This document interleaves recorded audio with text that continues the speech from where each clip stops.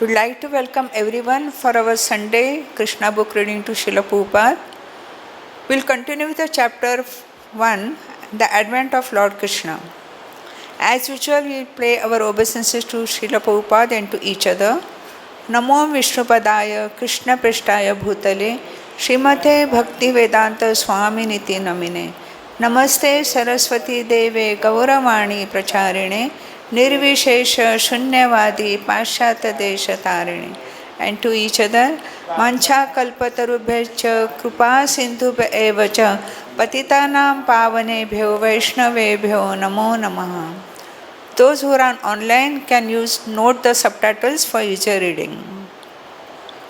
The luminous planets like the sun, moon or stars reflect themselves in different types of reservoirs like water, oil or ghee. The reflection moves according to the movement of the reservoir. The reflection of the moon is on the water and the moving water makes the moon also appear to be moving. But actually the moon is not moving. Similarly, by mental concoction, the living entity attains different kinds of bodies, although actually he has no connection with such bodies. But on account of illusion, being enchanted by the influence of Maya, the living entity thinks that he belongs to a particular type of body. This is the way of conditioned life. Suppose a living entity is now in a human form of body, he thinks that he belongs to the human community or a particular country or a particular place. He identifies himself in that way and unnecessarily prepares for another body, which is not required by him. Such desires and mental concoctions are the cause of different types of bodies. The covering influence of the material nature is so strong that the living entity is satisfied in whatever body he gets and he identifies with that body with great pleasure. Therefore, I beg to request you not to be overwhelmed by the dictation of your mind and body.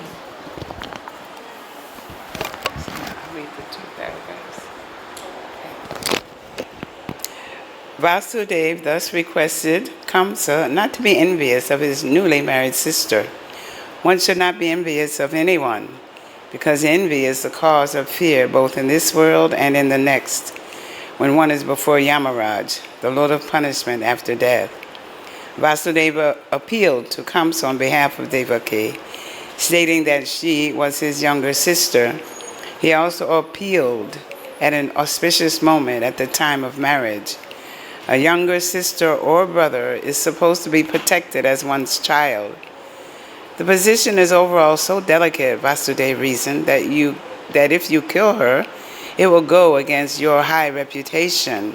In this way, Vasudeva tried to pacify Kamsa by good instruction as well as by philosophical discrimination. But Kamsa was not to be pacified because his association was demoniac. Because of his demoniac association, he was a demon, although born in a very high royal family. A demon never cares for any good instruction. He's just like a determined thief. One can give him moral instruction, but it will not be effective. Similarly, those who are demoniac or atheistic by nature can hardly assimilate any good instruction, however authorized it may be. That is the difference between demigods and demons. Those who can accept good instruction and try to live their lives in that way are called demigods, and those who are unable to take such good instruction are called demons.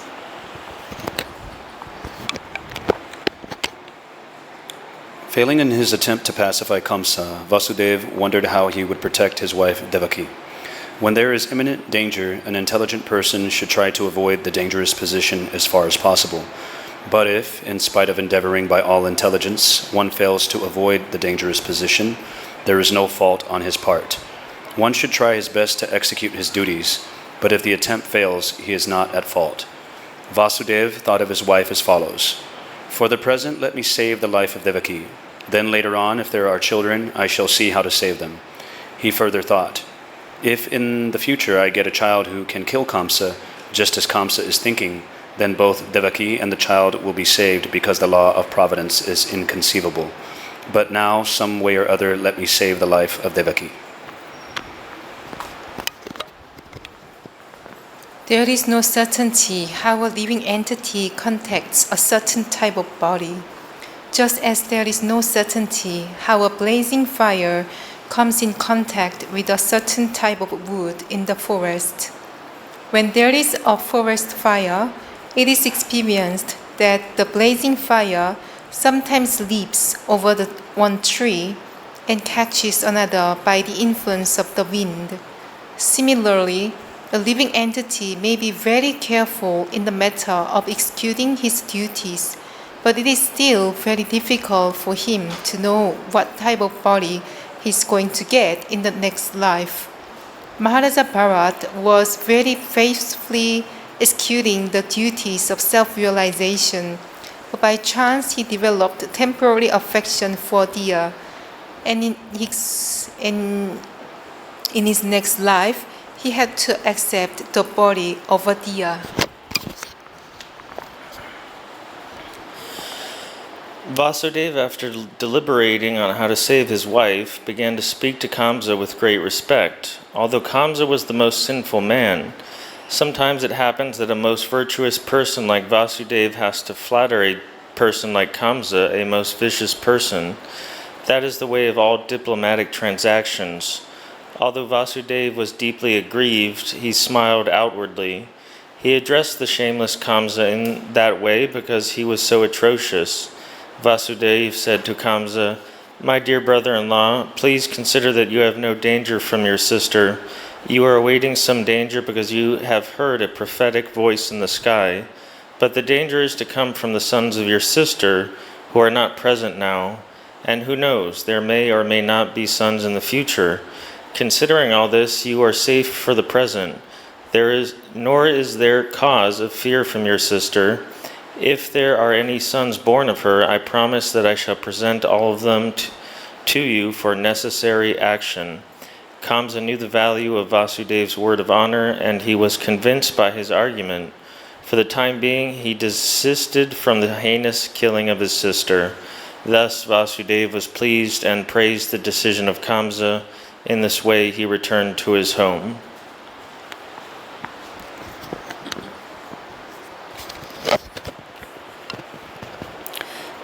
Each year thereafter, in due course of time, Devaki gave birth to a child. Thus she gave birth to 8 male children, as well as 1 daughter. When the first son was born, Vasudeva kept his word of honor and immediately brought the child before Kamsa. It is said that Vasudeva was very much elevated and famous for his word of honor, and he wanted to maintain this fame.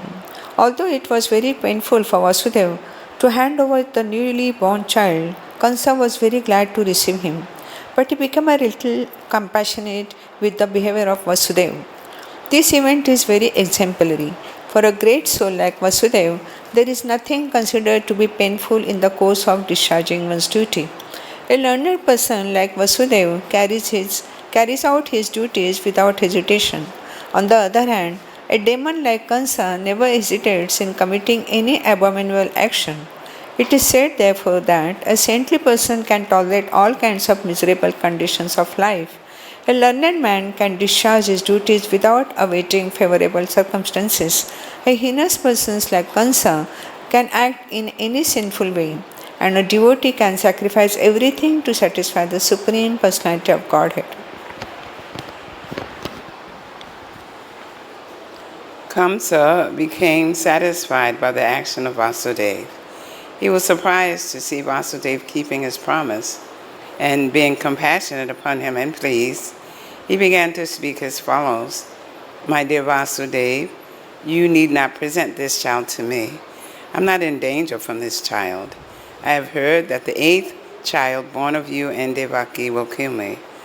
Why should I accept this child unnecessarily? You can take him back." When Vasudeva was returning home with his firstborn child, although he was pleased by the behavior of Kamsa, he could not believe in him because he knew that Kamsa was uncontrolled. An atheistic person cannot be firm in his word of honor. One who cannot control the senses cannot be steady in his determination. The great politician Chanakya Pandit said, "Never put your trust in a diplomat or a woman. Those who are addicted to unrestricted sense gratification can never be truthful, nor can they be trusted with any faith.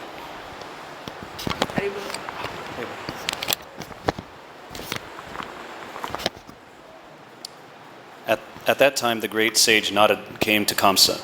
He was informed of Kamsa's being compassionate to Vasudeva and returning his firstborn child.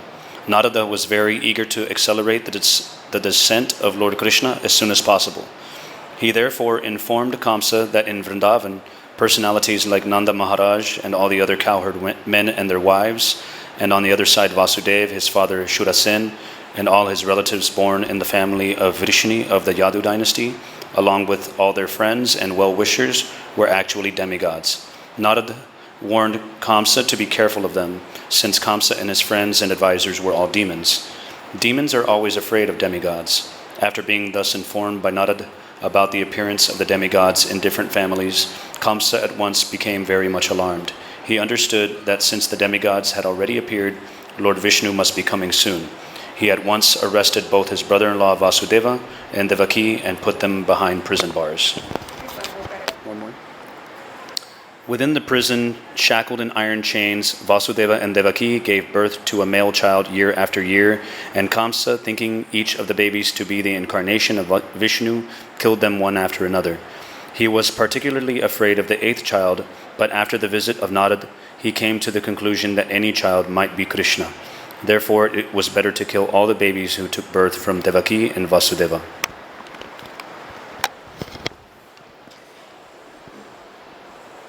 This action of Kamsa is not very difficult to understand.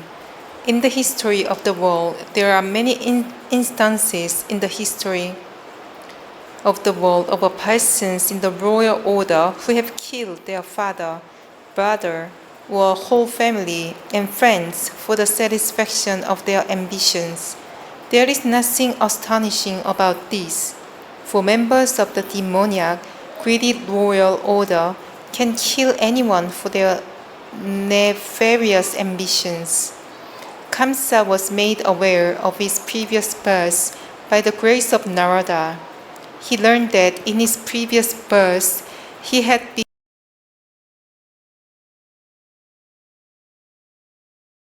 demon of the name Kalanemi and that he had been killed by Vishnu.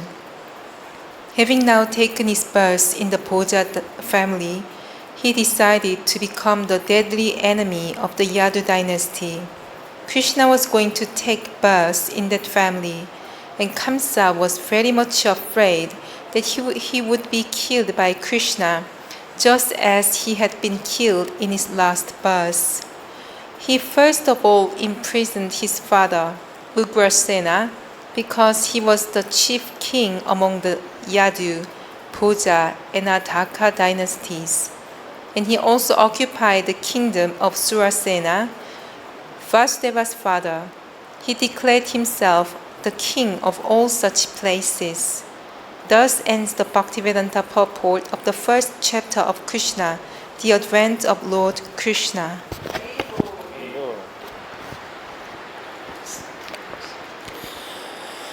Chapter 2, Prayers by the Demigods for Lord Krishna in the Womb. King Kamsa not only occupied the kingdoms of the Yadu, Bhoja, and Andhaka dynasties and the kingdom of Shurasena, but he also made alliances with all the other demoniac kings as follows: the demon Pralamba, demon Baka, demon Kanora, demon Trinavarta, demon Agasura, demon Mustika, demon Arista, demon Divivida, demon Putana, demon Keshi, and demon Denuka. At that time, Jarasandha was the king of Magadha province, known at present as Bihar state. Thus, by his diplomatic policy, Kamsa consolidated the most powerful kingdom of his time under the protection of Jarasandha. He made further alliances with such kings as Banasura and Baumasura until he was the strongest. Then he began to behave most inimically toward the Yadu dynasty into which Krishna was to take his birth. Being harassed by Kamsa, the kings of the Yadu, Bhoja, and Andaka dynasties began to take shelter in different states, such as the state of the Kurus, the state of the Pankalas, and the states known as Kikaya, Salva, Vidarbha, Nisadaha, Videha, and Koshala. Kamsa broke the solidarity of the Yadu kingdom as well as the Bhoja and Andaka. He made his position the most solid within the vast tract of land known at that time as Bharata Varsa. When Kansa was killing the 6 babies of Devaki and Vasudev, one after another, many friends and relatives of Kansa approached him and requested him to discontinue these heinous activities. But all of them became worshippers of Kansa. When Devaki became pregnant for the 7th time, a plenary expansion of Krishna known as Ananta appeared within her womb.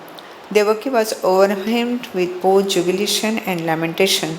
She was joyful, for she could understand that Lord Vishnu had taken shelter within her womb, but at the same time she was sorry that as soon as her child would come out, Kansa would kill him. At that time, the Supreme Personality of Godhead, Krishna, being compassionate upon the Yadus who were fearful due to the atrocities committed by Kansa, ordered the appearance of Yogamaya, his internal potency.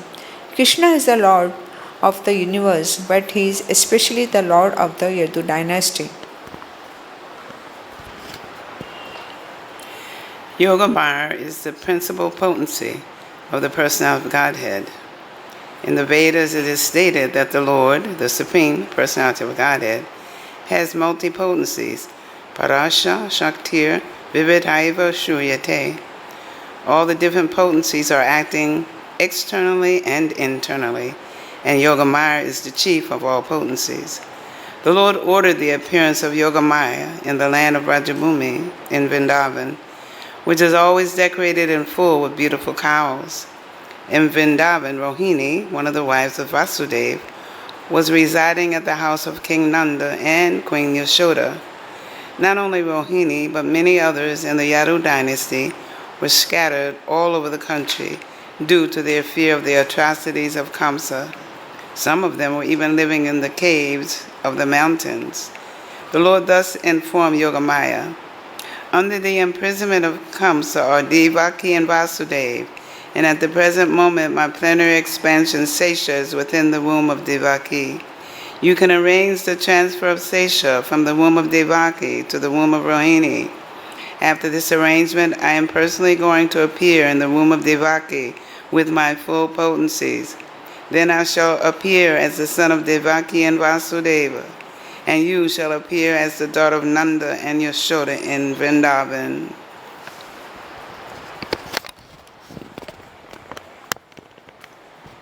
Since you will appear as my contemporary sister, and since you will quickly satisfy desires for sense gratification, people within the world will worship you with all kinds of valuable presentations, incense, candles, flowers, and offerings of sacrifice.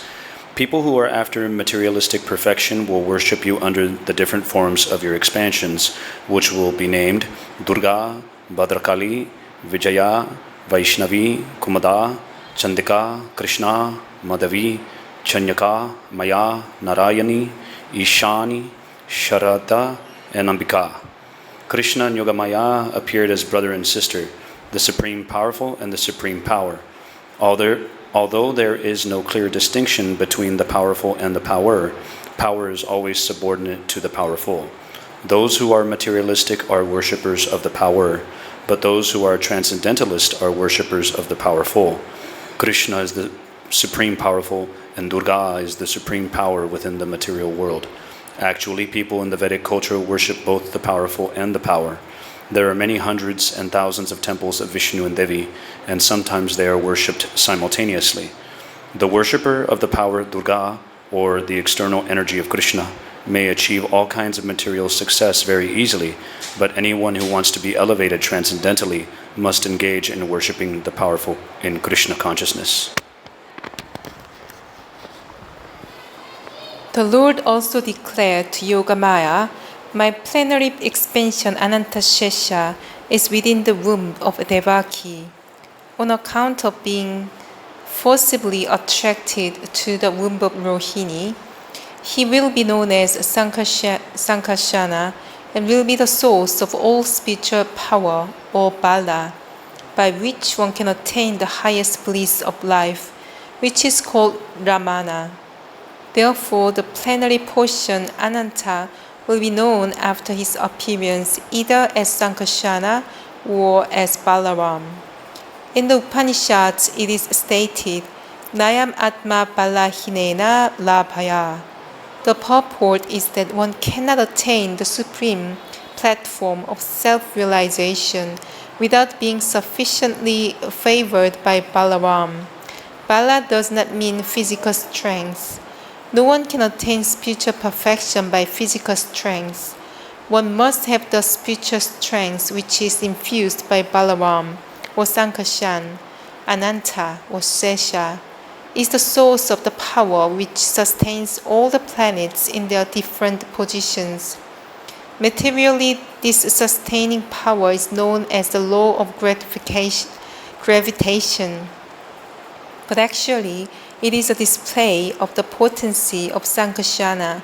Balaram, or Sankarshan, is the source of spiritual power, or the original spiritual master.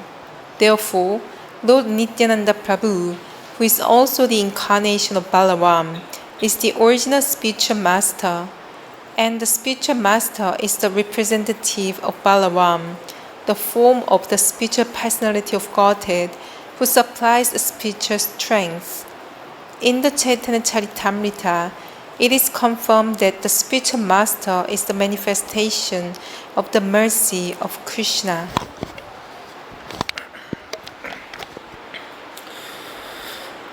Thus ordered by the Supreme Personality of Godhead, Yogamaya circumambulated the Lord and then appeared within this material world according to his order.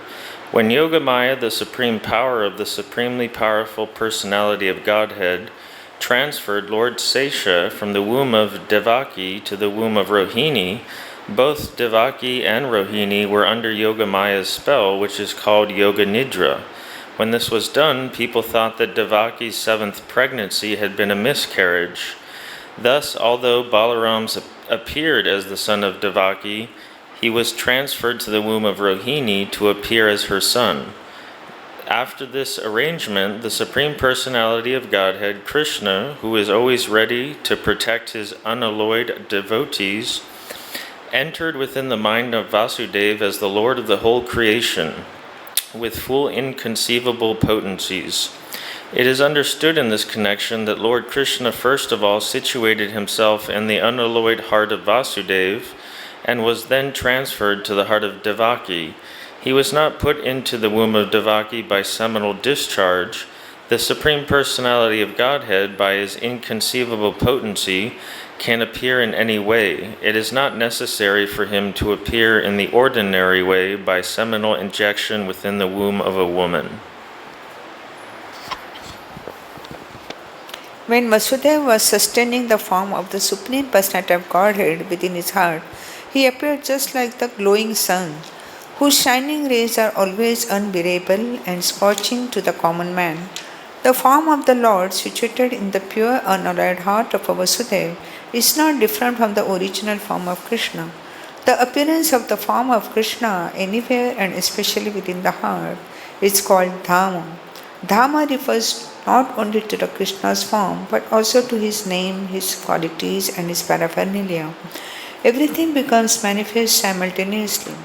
Thus, the eternal form of the Supreme Personality of Godhead with full potencies was transferred from the mind of the Vasudeva to the mind of Devaki, exactly as the setting sun rays can transfer to the full moon rising in the east.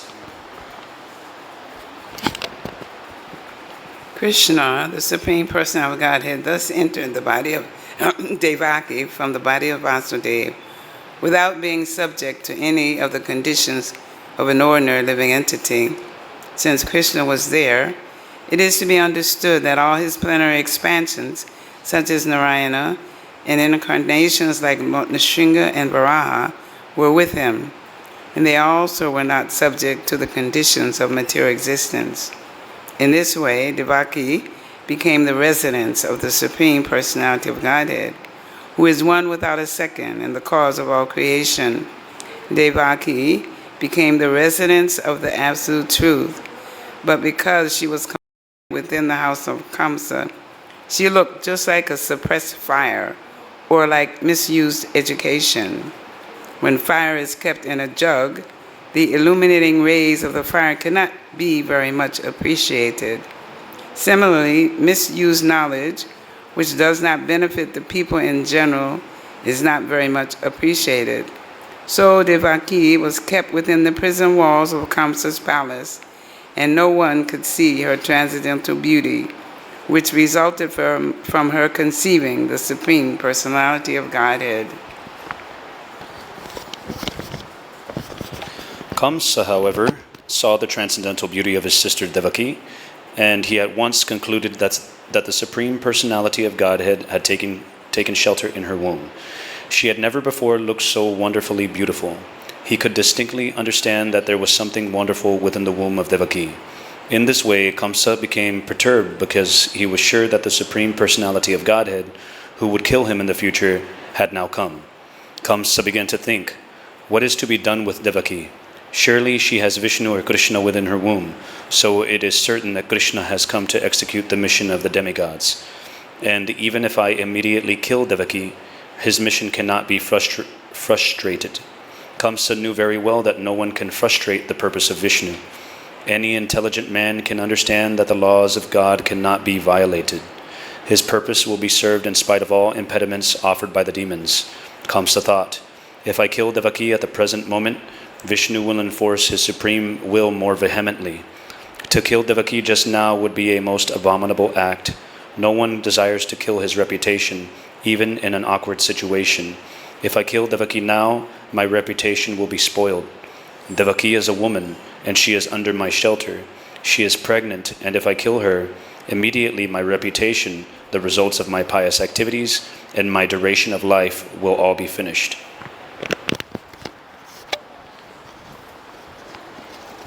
He further deliberated. A person who is too cruel is as good as dead, even in this lifetime. No one likes a cruel person during his lifetime, and after his death, people curse him. On account of his self-identification with the body, he must be degraded and pushed into the darkest region of hell. Kamsa thus meditated on all the pros and cons of killing Devaki at the time. Kamsa finally decided not to kill Devaki right away, but to wait for the inevitable future. But his mind became absorbed in animosity against the personality of Godhead.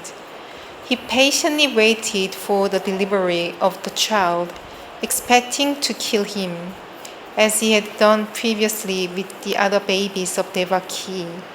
Thus being merged in the ocean of animosity against the personality of Godhead, he began to think of Krishna or Vishnu while sitting, while sleeping, while walking, while eating, while working, in all the situations of his life. His mind became so much absorbed with the thoughts of the Supreme Personality of Godhead that indirectly he could see only Krishna or Vishnu around him. Unfortunately, although his mind was so absorbed in the thoughts of Vishnu, he is not recognized as a devotee because he was thinking of Krishna as an enemy. The state of mind of a great devotee is also to be always absorbed in Krishna, but the devotee thinks of him favorably, not unfavorably. To think of Krishna favorably is Krishna consciousness, but think of Krishna unfavorably is not Krishna consciousness.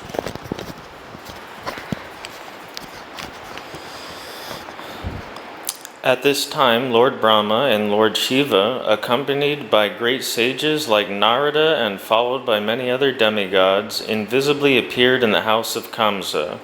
They began to pray to the Supreme Personality of Godhead in select verses which are very pleasing to the devotees and which award fulfillment of their desires.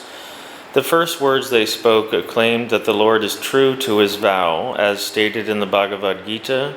Krishna descends to this material world just to protect the pious and destroy the impious. That is his vow. The demigods could understand that the Lord had taken his residence within the womb of Devaki to fulfill his vow, and they were very glad that the Lord was appearing in order to fulfill his mission.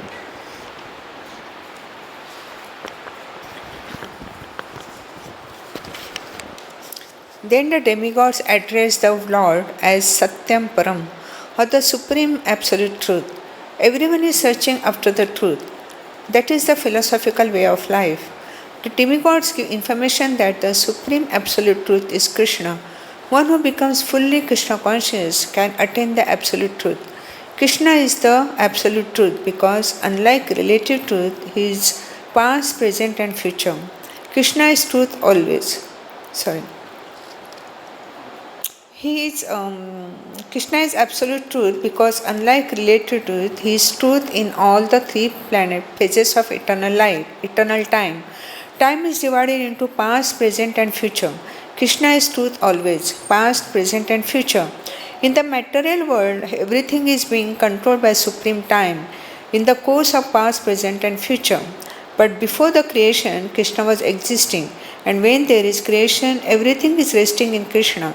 And when this creation is finished, Krishna will remain. Therefore, he is the absolute truth in all circumstances. If there is any truth within this material world, it emanates from the supreme truth, Krishna. If there is any opulence within this material world, the cause of this opulence is Krishna. If there is any reputation within this material world, the cause of the reputation is Krishna. If there is any strength within this material world, the cause of such strength is Krishna. If there is any wisdom and education within this material world, the cause of such wisdom and education is Krishna. Therefore, Krishna is the source of all relative truths. This material world is composed of 5 principal elements: earth, water, fire, air, and ether. And all such elements are emanations from Krishna. The material scientists accept these 5 primary elements as the cause of the material manifestation, but the elements in their gross and subtle states are produced by Krishna. The living entities who are now working within this material world are products of his marginal potency. In the 7th chapter of the Bhagavad-Gita, it is clearly stated that the whole manifestation is a combination of 2 kinds of energies of Krishna, the superior energy and the inferior energy. The living entities are the superior energy, and the dead material elements are his inferior energy. In its dormant stage, everything remains in Krishna. The demigods continue to offer their respectful prayers unto the supreme form of the personality of Godhead Krishna by analytical study of the material manifestation. What is this material manifestation? It is just like a tree. A tree stands on the ground. Similarly, the tree of the material manifestation is standing on the ground of material nature. This material manifestation is compared to a tree because a tree is ultimately cut off in due course of time. A tree is called vriksha. Vriksha means the thing which will be ultimately cut off. Therefore, this tree of the material manifestation cannot be accepted as the ultimate truth because it is influenced by time. But Krishna's body is eternal. He existed before the material manifestation. He's existing while the material manifestation is continuing. And when it will be dissolved, he will continue to exist. Therefore, only Krishna can be accepted as the absolute truth. The Katha Upanishad also cites this example of the tree of the material manifestation standing on the ground of material nature. This tree has 2 kinds of fruits, distress and happiness. Those who are living in the tree of the body are just like 2 birds. One bird is the localized aspect of Krishna, known as the Paramatma, and the other bird is the living entity. The living entity is eating the fruits of this material manifestation. Sometimes he eats the fruit of happiness, and sometimes he eats the fruit of distress. But the other bird is not interested in eating the fruit of distress or happiness because he is self-satisfied. The Katha Upanishad states that one bird on the tree of the body is eating the fruits, and the other bird is simply witnessing. The roots of this tree extend in 3 directions. This means that the root of the tree is the 3 modes of material nature: goodness, passion, and ignorance. Just as the tree's root expands, so by association of the modes of material nature, goodness, passion, and ignorance, one expands his duration of material existence.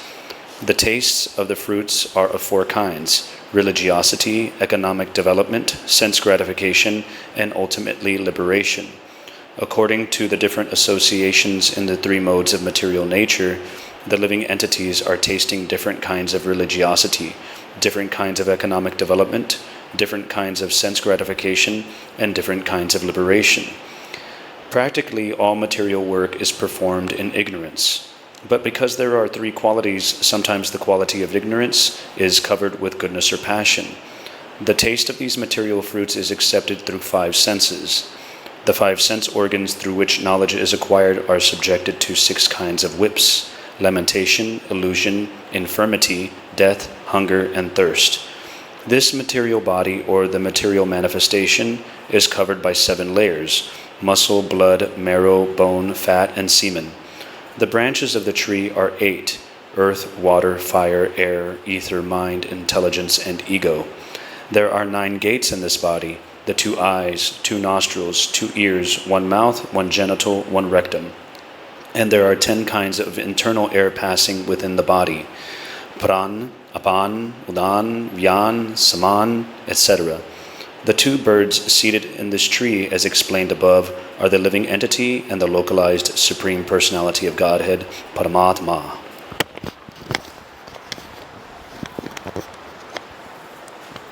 The root cause of the material manifestation described here is the Supreme Personality of Godhead. The Supreme Personality of Godhead expands himself to take charge of the 3 qualities of the material world. Vishnu takes charge of the modes of nature, goodness. Brahma takes charge of the mode of passion, and Lord Shiva takes charge of the mode of ignorance. Brahma, by the mode of passion, creates this manifestation. Lord Vishnu maintains this manifestation by the mode of goodness, and Lord Shiva annihilates by the mode of ignorance. The whole creation ultimately rests in the Supreme Lord. He is the cause of creation, maintenance, and dissolution. And when the whole manifestation is dissolved, in its subtle form as his energy, it rests within his body. At present, the demigods prayed. The Supreme Lord Krishna is appearing just for the maintenance of this manifestation. Actually, the Supreme Cause is one, but less intelligent persons, being deluded by the 3 modes of material nature, see that the material world is manifested through different causes. Those who are intelligent can see that the cause is one, Krishna.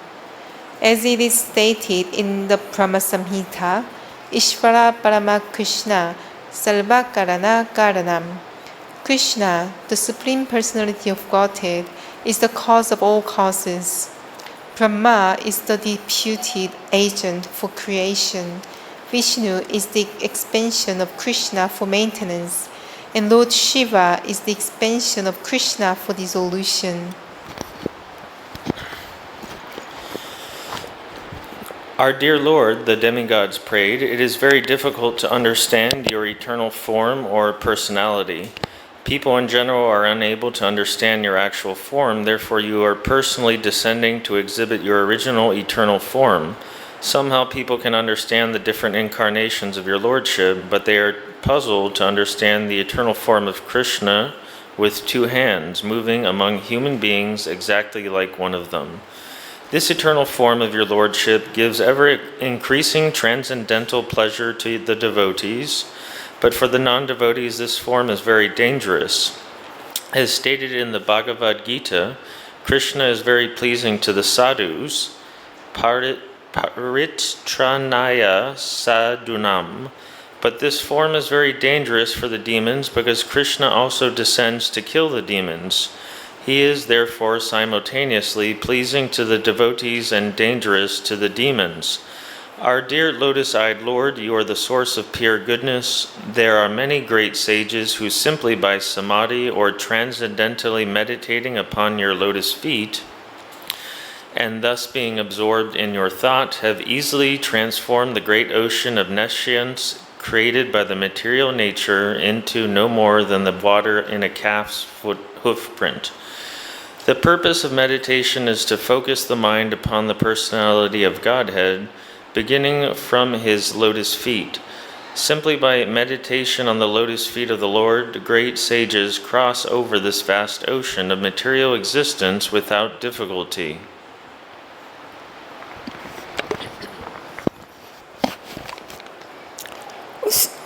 O self-eliminated one, the great saintly persons who have crossed over the ocean of nescience by the help of the transcendental boat of your lotus feet have not taken away that boat. It is still lying on the side.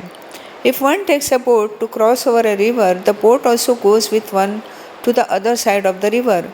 And so when one reaches the destination, how can the same boat be available to those who are still on this side? To answer this difficulty, the demigods say in their prayer that the boat of the Lord's lotus feet is not taken away. The devotees still remaining on these sides are able to pass over the ocean of the material nature because the pure devotees do not take the boat with them when they cross over. When one simply approaches the boat, the whole ocean of material nescience is reduced to the size of the water in a calf's footprint. Therefore, the devotees do not need to take the boat to the other side. They simply cross the ocean immediately. Because the great saintly persons are compassionate towards all conditioned souls, the boat is still lying on this side. In other words, one can meditate upon the lotus feet of the Lord at any time, and by so doing, one can cross over the great ocean of the material existence.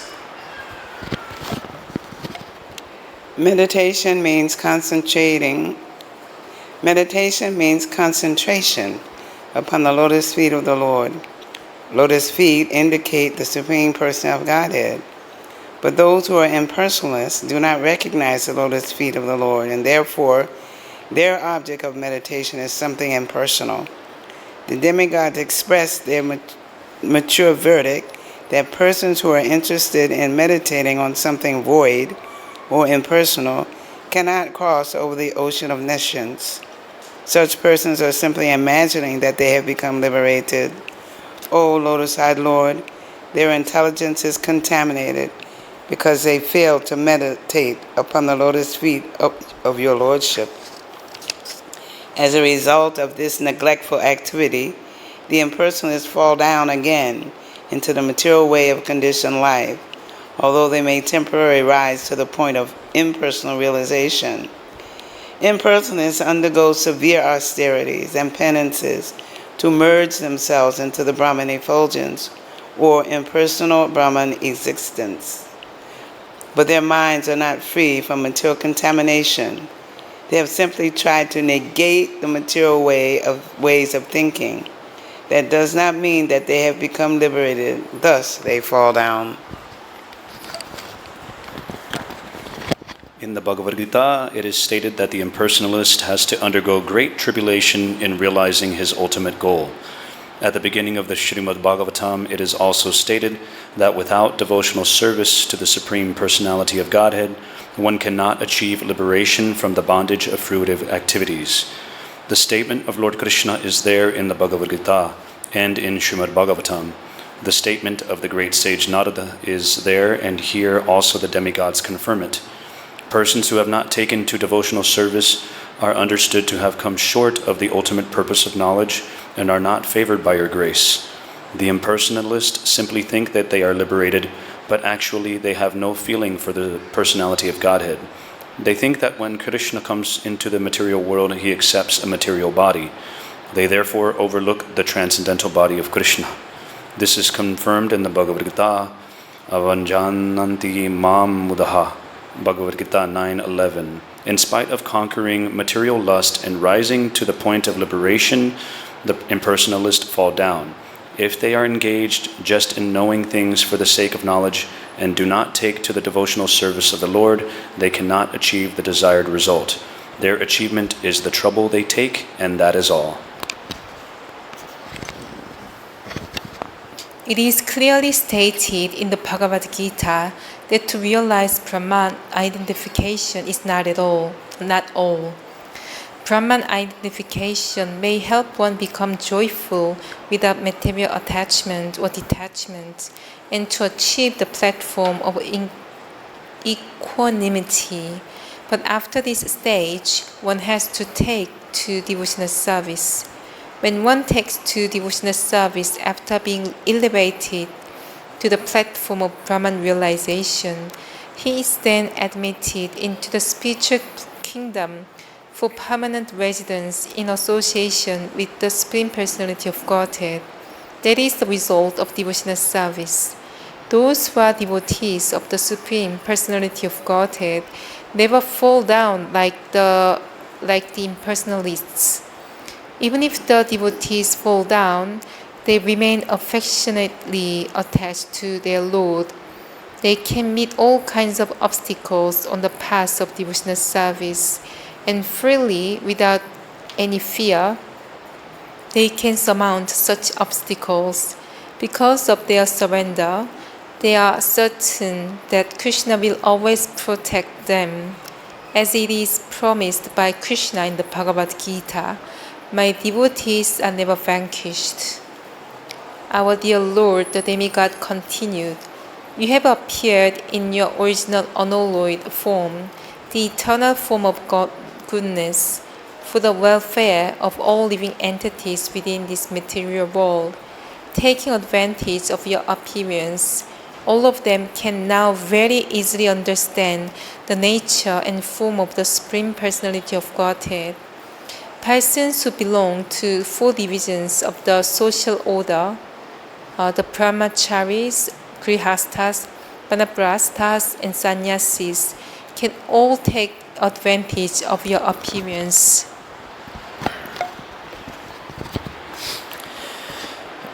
Dear Lord, husband of the goddess of fortune, devotees who are dovetailed in your service do not fall down from their high position like the impersonalists. Being protected by you, the devotees are able to traverse over the heads of many of Maya's commanders-in-chief, and who always put stumbling blocks on the path of liberation. Dear Lord, you appear in your eternal transcendental form for the benefit of the living entities, so that they can see you face to face and offer their worshipful sacrifices by ritualistic performance of the Vedas, mystic meditation, and devotional service as recommended in the scriptures.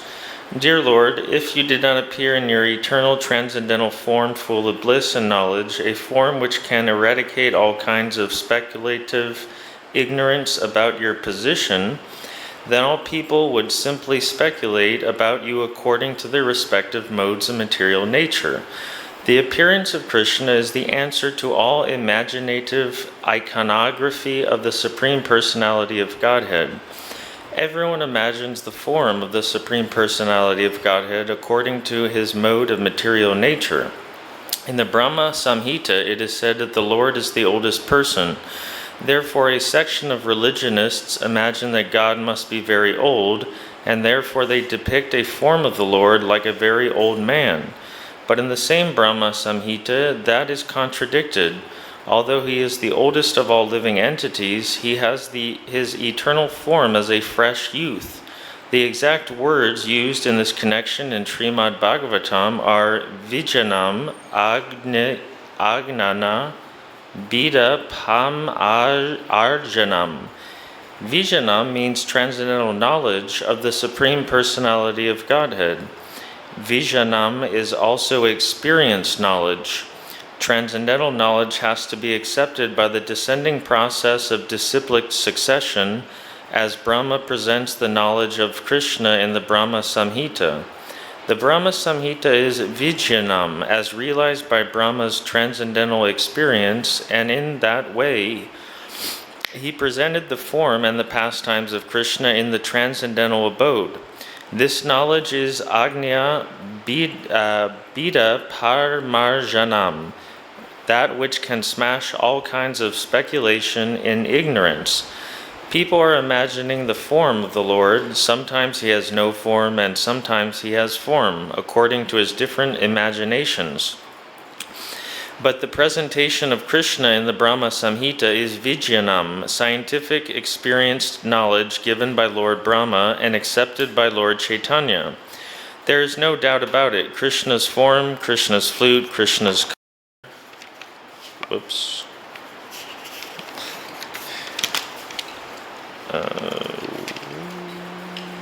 What page were we on?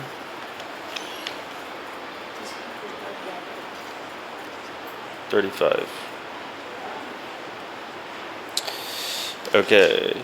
There is no doubt about it. Krishna's form, Krishna's flute, Krishna's color, everything is reality. Here it is said that the Vijnanam is always defeating all kinds of speculative knowledge. Therefore, without your appearing as Krishna as you are, neither Ajnana Bida Pamarjanam, destruction of the nescience of speculative knowledge, nor Vijnanam would be realized. In other words, your appearance will vanquish the ignorance of speculative knowledge and establish the real experience knowledge of authorities like Lord Brahma. Men influenced by the three modes of material nature imagine their own God according to the modes of material nature. In this way, God is presented in various ways, but your appearance will establish what the real form of God is.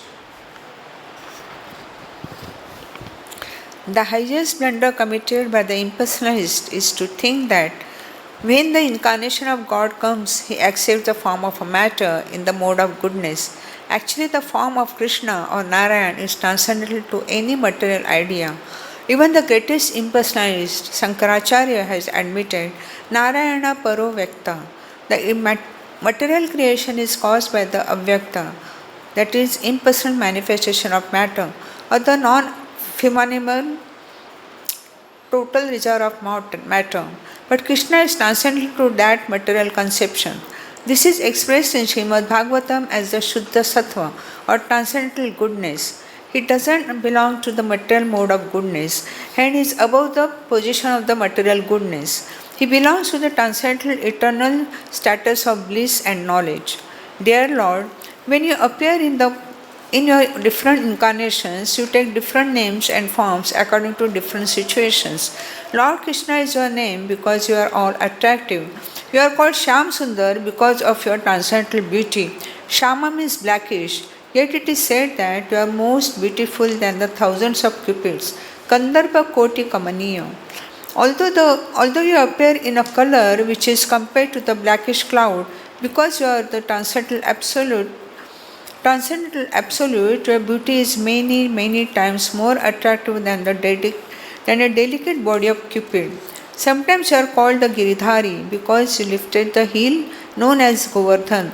You are sometimes called Nandanandan or the Vasudev or the Devaki Nandan because you appear as the son of Maharaj Nanda or Vasudev or Devaki. Impersonalists think that your many names or forms are given according to a particular type of work and quality because they accept your form, the position of a material observer. 7, it's 5:29. Our dear Lord, the way of understanding is not to study your absolute nature, form, and activities by mental speculation. One must engage himself in devotional service. Then one can understand your absolute nature and your transcendental form, name, and qualities. Actually, only a person who has a little taste for the service of your lotus feet can understand your transcendental nature or form and qualities. Others may go on speculating for millions of years, but it is not possible for them to understand even a single part of your actual position.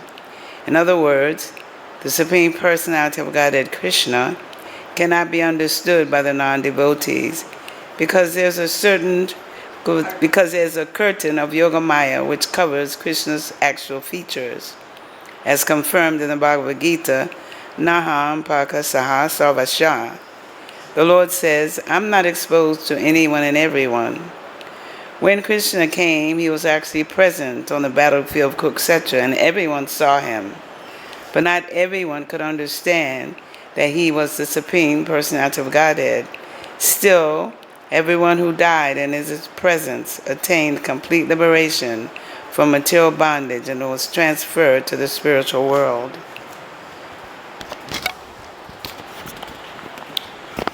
O Lord, the impersonalist or non-devotees cannot understand that your name is identical with your form.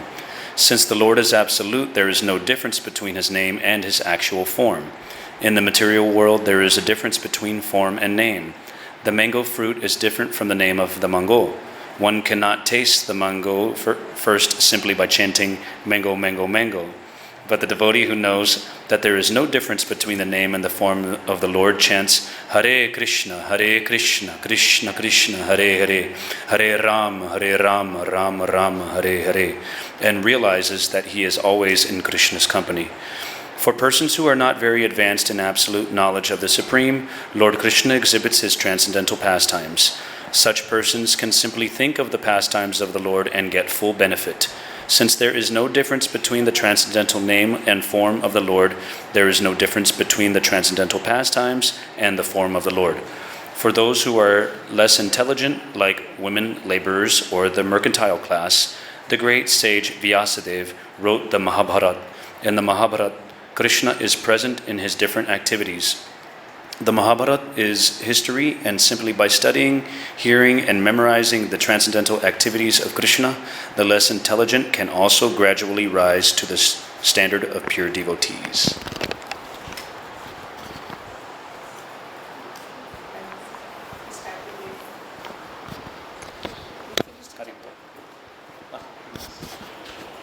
The pure devotees who are always absorbed in the thoughts of transcendental lotus feet of Krishna and who are always engaged in devotional service in full Krishna consciousness are never to be considered to be in the material world.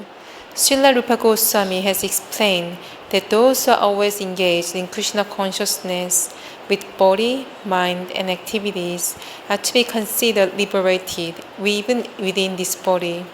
This is confirmed in the Bhagavad-Gita. Those who are engaged in the devotional service of the Lord have already transcended the material position. Krishna appears in order to give a chance to both the devotees and the non-devotees for realization of the ultimate goal of life. The devotees get the direct chance to see him and worship him. Those who are not on that platform get the chance to become acquainted with his activities and thus become elevated to the same position.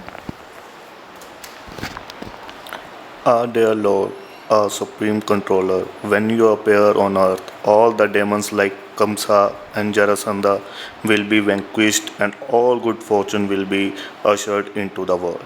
When you walk on the globe, your lotus field will impress on the ground the marks of your soul, such as the flag, the trident, and the thunderbolt. Thus you will grace both the earth and us on the heavenly planets, who shall see those marks. O dear Lord, the demigods continued, you are unborn, therefore we do not find any reason for your appearance other than for your pleasurable pastimes. Although the reason for the appearance of the Lord is stated in Bhagavad-Gita, he descended just to give protection to the devotees and vanquish the non-devotees. Actually, he descends for his pleasure, meeting with the devotees, not really to vanquish the non-devotees. The non-devotees can be vanquished simply by one kick of material nature. The actions and reactions of material nature creation, maintenance, and inhalation are being carried out automatically, but simply by taking shelter of your holy name, the devotees are fully protected because your holy name and your personality are non-different.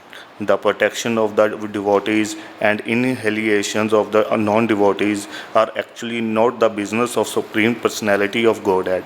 When he descends, it is just for his transcendental pleasure. There cannot be any other reason for his appearance.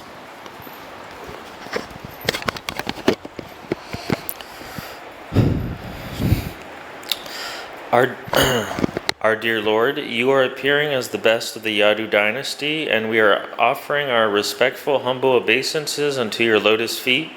Before this appearance, you also appeared as the fish incarnation, as the horse incarnation, as the tortoise incarnation, as the half-man, half-lion incarnation, as the boar incarnation, as the swan incarnation, as King Ramachandra, as Parashurama, and many other incarnations. You appeared just to protect the devotees, and we request you in your present appearance as the Supreme Personality of Godhead Himself to give us similar protection all over the three worlds and remove all obstacles for the peaceful execution of our lives. Dear Mother Devaki, within your womb is the Supreme Personality of Godhead, appearing along with all His plenary extensions. He is the original personality of Godhead, appearing for our welfare. Therefore, you should not be afraid of your brother, the King of Bhoja. Your son, Lord Krishna, who is the original personality of Godhead, will appear for the protection of the pious Yadu dynasty. The Lord is appearing not alone, but accompanied by his immediate plenary portion, Baladev. Devaki was very much afraid of her brother Kansa because he had already killed so many of her children. So she was very anxious about Krishna. In the Vishnu Purana, it is stated that in order to pacify Devaki, all the demigods along with their wives used to visit her to encourage her not to be afraid that her son would be killed by Kansa.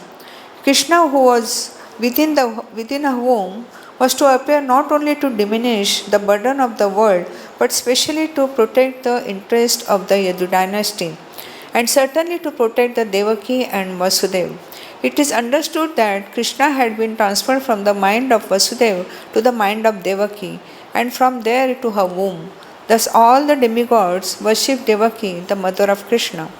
After thus worshipping the transcendental form of the Lord, all the demigods with Lord Brahma and Lord Shiva placed in front of departed for their heavenly abodes. Thus ends the Bhaktivedanta purport of the second chapter of Krishna, prayers by the demigods for the Krishna in the womb. Hari Bol. Thus we conclude today's Krishna book reading to Srila Prabhupada, and thank you Srila Prabhupada for letting us come and read the Krishna to you. We'll continue with the chapter 3 next Sunday at 4:30 p.m. As usual, we'll pay our obeisance to Srila Prabhupada and to each other. Namo Vishnupadaya Krishna Prishtaya Bhutale Srimate Bhakti Vedanta Swami Nitya Namine Namaste Saraswati Deve Gauravani Pracharine Nirvishesha Shunyavadi Paschata Deshatarine. And to each other, Vancha Kalpatarubhyacha Krupa Sindhuva Evacha Patitanam Pavanebhyo Vaishnavebhyo Namo Namah. Thank you all. Jai Krishna Book, Jai Srila Prabhupada.